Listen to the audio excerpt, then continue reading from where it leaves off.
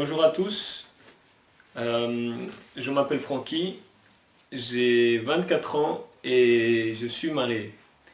Et je suis vraiment heureux parce que je suis marié à une femme extraordinaire, à une femme vraiment extraordinaire parce qu'elle a connu l'extraordinaire. Et l'extraordinaire, c'est Jésus-Christ. Je suis heureux parce que j'ai fait le bon choix. J'ai fait le choix d'aimer Dieu avant tout et Dieu m'a récompensé, me donnant quelqu'un qui aime également Dieu par-dessus tout. Et c'est ça le principe comme couple que nous devons avoir, aimer Dieu par-dessus toute chose. Parce que celui qui aime Dieu peut donner de l'amour à son prochain.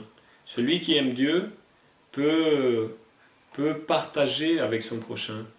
Celui qui aime Dieu supporte tout. Il supporte tout, comme dit 1 Corinthiens chapitre 13.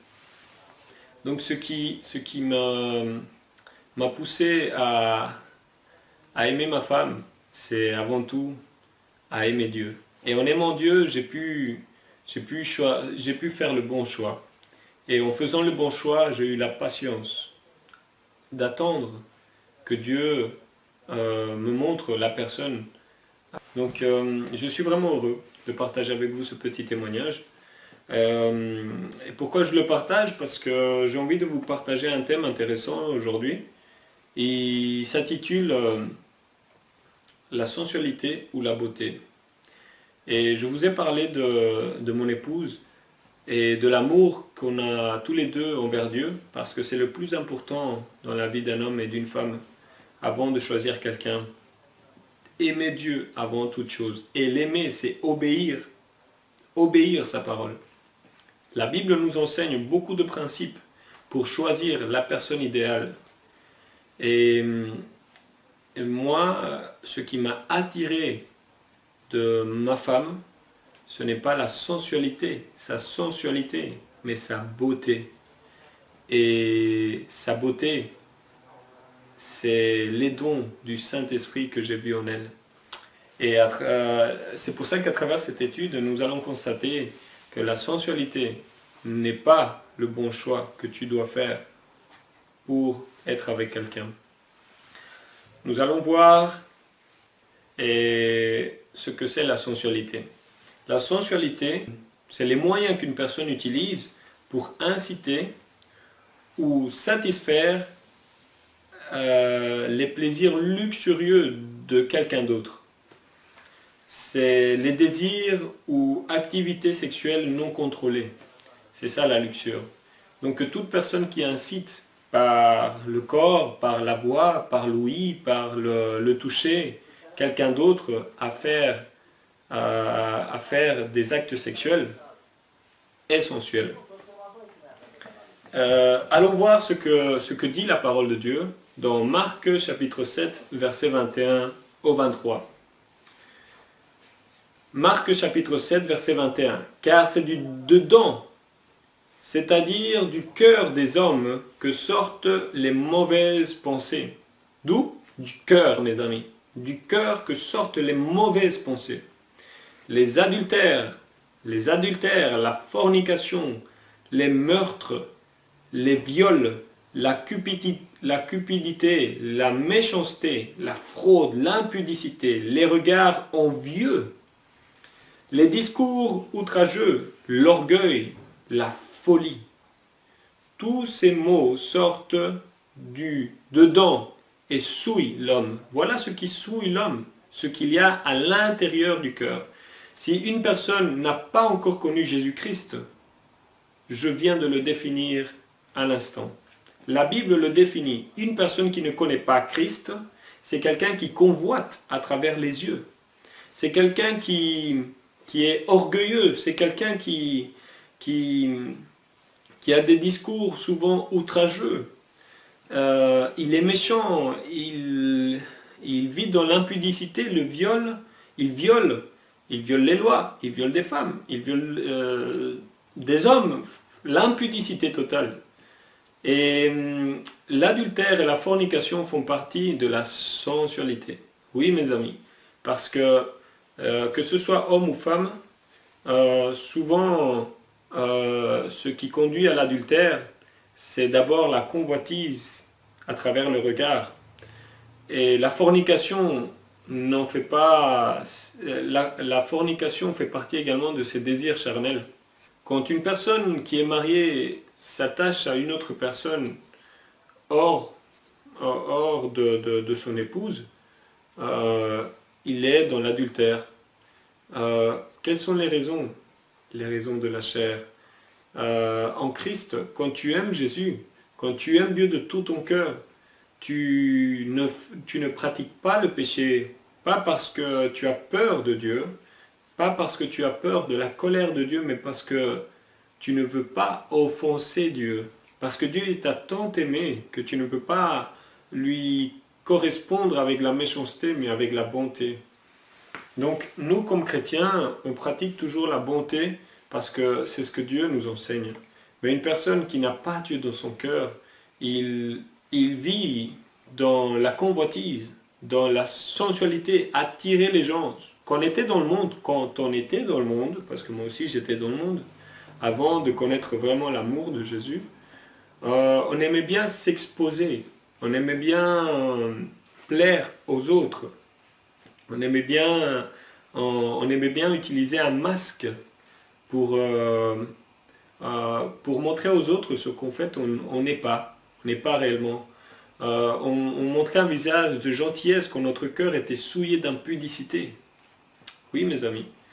En Christ, Dieu nous a libérés de tout ça. Et la sensualité, c'est le moyen parfait pour attirer les gens à l'adultère et à la fornication. Les personnes, quels sont les moyens qu'une personne peut utiliser pour attirer les gens à commettre des actes sexuels hors mariage? Eh bien, l'exhibition corporelle. Euh, Quand on voit un policier, on le remarque par l'habit. C'est un homme qui utilise un uniforme et c'est un homme qu'on distingue par son habit. C'est un policier. Un pompier, il a également un habit qui le distingue. C'est un habit de pompier. On sait que c'est un pompier par l'habit qu'il a. Un militaire par son uniforme militaire. Un docteur par son uniforme de docteur. Et une prostituée, un gigolo, par quoi on le distingue? On sait le distinguer par la manière également de s'habiller. Alors, mes frères et mes sœurs, hommes et femmes en Christ, vous qui parlez de la parole de Dieu, mes amis, croire en Dieu, ce n'est pas un sentiment, ce n'est pas une passion. Croire en Dieu, c'est vraiment obéir à la parole de Dieu. C'est pas aujourd'hui, waouh, demain, oh oui, je veux suivre.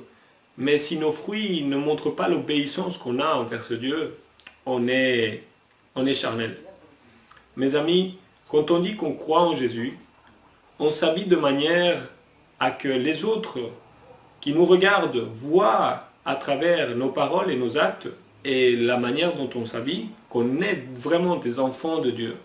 Nous, on ne provoque pas les gens à la sensualité, mais on incite les gens à la bonté.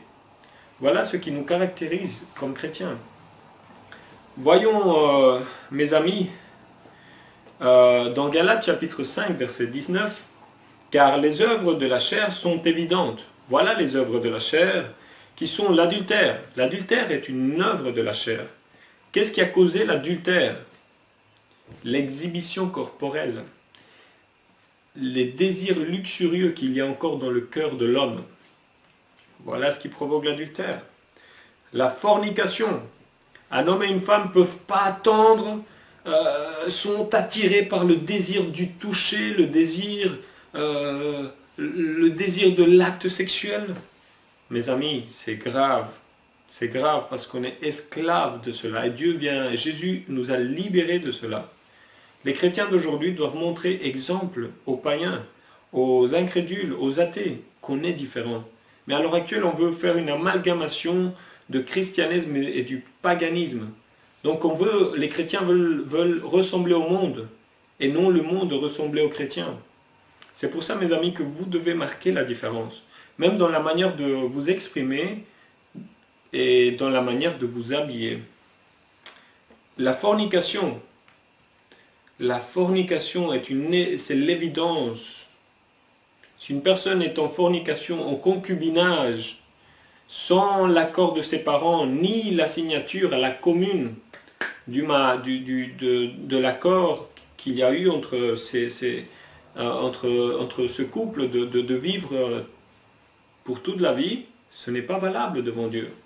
Parce que tu dois respecter l'autorité de tes parents et l'autorité civile pour que le mariage soit valide. Il est béni par tes parents, mais si tes parents ne sont pas d'accord, et même s'ils sont d'accord, si légalement il n'est pas en accord avec les lois du pays, il n'est pas valable également devant Dieu, parce que tu dois respecter les lois du pays et les lois que Dieu a mis au sein de la famille. Donc, mon ami, les gens ne veulent pas de compromission. Les gens veulent une relation momentanée, mais Dieu veut une perpétuité dans les relations. Donc, mes amis, la sensualité, c'est la cause de beaucoup de péchés. Donc, les hommes sont attirés par la pornographie, par l'exhibitionnisme corporel. Aujourd'hui, les femmes montrent leurs seins, leurs fesses, leur vagin, les hommes leur pénis, à travers des vêtements serrés, le corps, exhiber le corps, le culte du corps. À l'heure actuelle, c'est l'idolâtrie. C'est l'idolâtrie. C'est pour ça que les femmes de Dieu doivent s'habiller correctement. Les hommes de Dieu doivent s'habiller correctement. Si tu veux choisir quelqu'un dans ta vie, choisis quelqu'un qui t'incite à l'amour de Dieu et pas à l'attirance charnelle pour faire des actes sexuels. Allons voir ce que dit la Bible dans 2 Corinthiens, chapitre 5, verset 17. Si quelqu'un est en Christ, écoutez bien, si quelqu'un est en Christ, il est une nouvelle créature. Écoutez, il est quoi? Une nouvelle créature. Les choses anciennes sont passées. Voici toutes choses sont devenues nouvelles. Toutes choses sont devenues nouvelles. Si quelqu'un est en Christ, si tu dis que tu es chrétien, alors tu es une nouvelle créature. Tu t'habilles pas comme avant, tu ne marches pas comme avant, tu ne parles pas comme avant, tu ne parles pas comme dans le monde, tu es différent, tu es nouveau, tu es différent, tu es comme Jésus, simplement. Si quelqu'un est en Christ, il est une nouvelle créature. Les choses anciennes sont passées, ta fornication, t'as adultéré, tu es dans la fornication. Si tu te repens aujourd'hui, cela est ancien. Dieu oublie. Et à présent, tu vis dans la sainteté. Tu vis écarté du mal. Et à présent, tu acquiers la bonté de Dieu dans ta vie. Voici toutes choses sont devenues nouvelles. Donc en Christ, nous sommes de nouvelles créatures, mes amis. Nous ne pouvons pas nous comporter comme les mondains. Tu ne peux pas faire ce que tu veux en tant que chrétien. Croire en Christ, c'est être libre du péché, mais ce n'est pas l'excuse pour être libertin avec le péché. Comprenez, Dieu nous libère du péché. Mais à l'heure actuelle, les chrétiens d'aujourd'hui vivent dans un libertinage. Les gens prêchent la grâce de Dieu. Dieu nous a pardonné du péché. Et Dieu nous a choisis comme ses enfants, on s'est baptisés, mais on peut vivre dans le péché. C'est faux. L'évangile ne dit pas ça. Vous êtes une nouvelle créature. Donc, mon ami, si toi, ma soeur, ou toi, mon frère, tu veux choisir quelqu'un pour te marier, tu es en train de chercher quelqu'un ou demander à Dieu une personne, la personne idéale dans ta vie, sache qu'avant tout, tu dois demander à Dieu qu'il te révèle à travers son écriture qui est la personne idéale. Tu dois te laisser guider par des principes et non pas par tes sentiments ou tes passions. Tu as vu ce que tu vois, mon frère, ce que tu vois, ma soeur. La personne que tu désires que soit dans ta vie doit t'inciter à faire le bien et pas le mal. On a vu que la sensualité, c'est attirer quelqu'un corporellement à commettre des actes sexuels. C'est ça la sensualité. Voyons ce que veut dire la beauté. Beauté, groupe de qualités qui sont perçus par la vue et l'ouïe et provoquent un plaisir spirituel et intellectuel. Voilà ce que veut dire la beauté. C'est quelqu'un qui t'inspire à une satisfaction spirituelle et intellectuelle. Quand tu vois quelqu'un, elle doit t'inspirer la spiritualité, les fruits de l'esprit. Elle doit également t'inspirer le bien.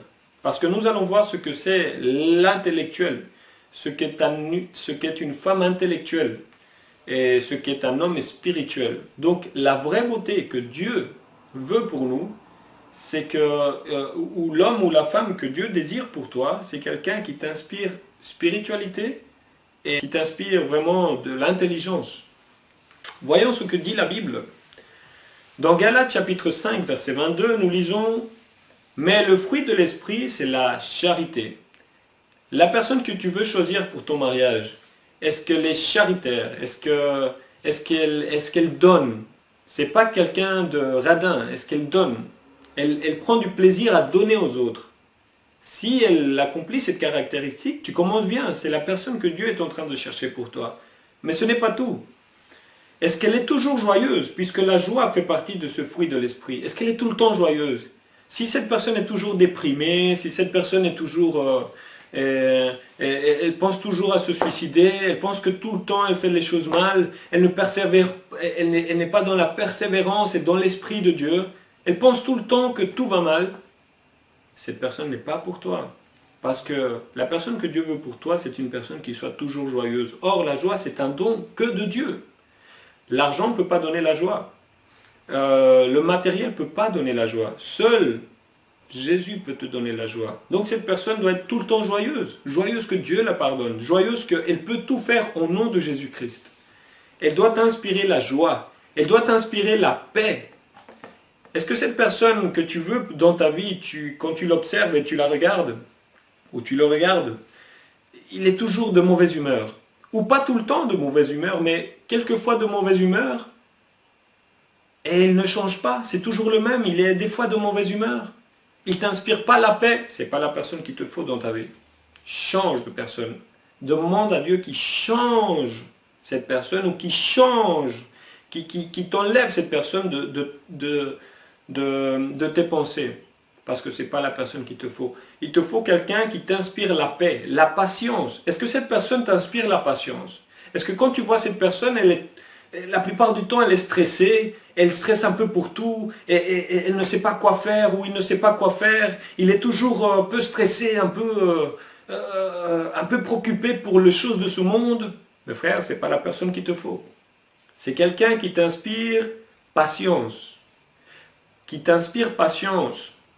Et si t'inspire patience, c'est qu'elle garde la foi en Jésus. Elle garde la foi dans la parole de Dieu.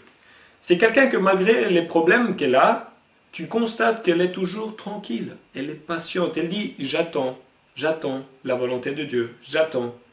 Alors mon ami, choisis bien la personne parce que Dieu est en train de donner les caractéristiques qu'il te faut pour la personne que tu veux choisir. Est-ce qu'il dit, les fruits de l'esprit, c'est également la bonté. Est-ce que cette personne est une personne qui pratique le bien? Est-ce qu'elle pratique le bien? Où il pratique le bien? C'est quoi pratiquer le bien, si ce n'est faire ce que Jésus a fait? Visiter les veuves, visiter les orphelins, se préoccuper pour les gens malades. Est-ce que cette personne a une satisfaction à visiter des malades, à visiter des veuves? Est-ce qu'elle est touchée par la crise et le péché des autres? Est-ce qu'elle veut faire quelque chose pour les autres? Elle veut aider les autres. Est-ce que cette personne aide les autres, se préoccupe pour faire de bonnes œuvres? Voilà la personne qu'il te faut, mon ami. Si cette personne veut tout le temps qu'on vienne lui servir, ce n'est pas la personne qu'il te faut. Fais attention, ce n'est pas la personne qu'il te faut. La bienveillance. Est-ce que cette personne est bienveillante? Elle ne fait pas les choses par émotion. Elle pense avant d'agir. C'est la personne qu'il te faut. Est-ce qu'elle a la foi? C'est une personne qui a la foi, qui croit en Dieu sans voir les choses. Elle proclame des choses conformément à la volonté de Dieu et elle y croit. Même si elle ne l'a pas vu, même si elle n'a pas encore réalisé. elle croit. C'est quelqu'un qui garde la foi en Jésus. Si elle te parle tout le temps de Jésus, mon ami, oh, c'est la personne qu'il te faut.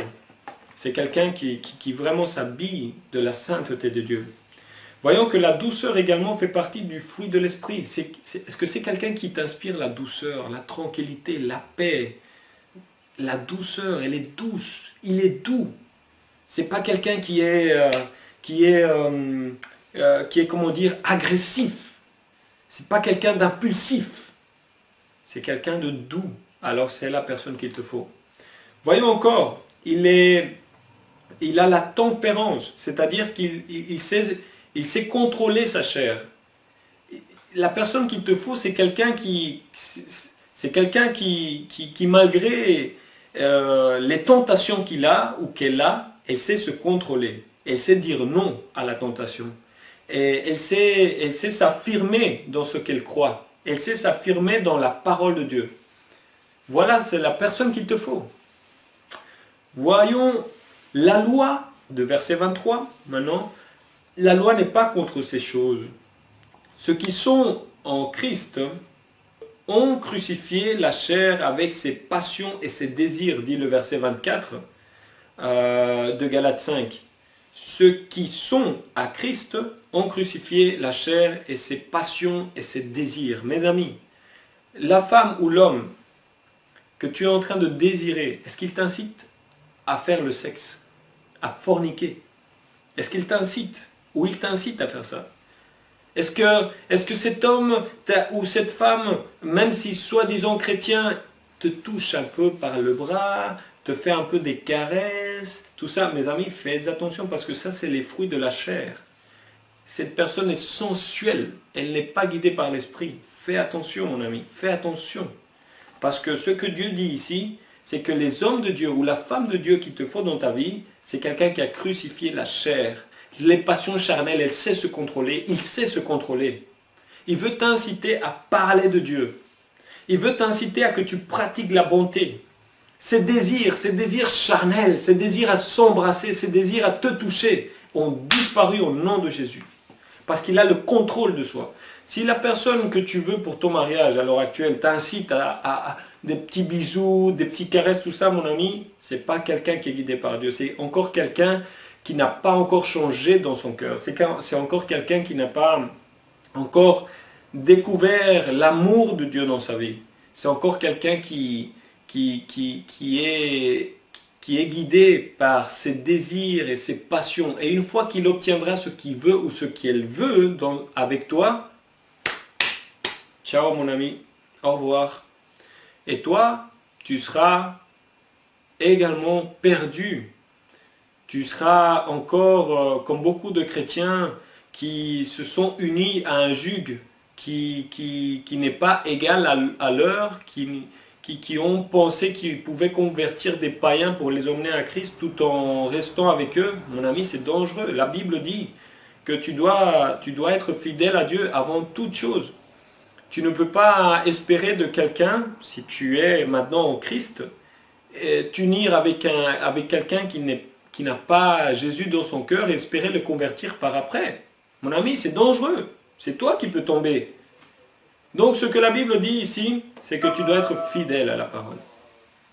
Tu dois être fidèle à la parole. Et nous allons voir la deuxième partie dans quelques instants. Que Dieu vous bénisse.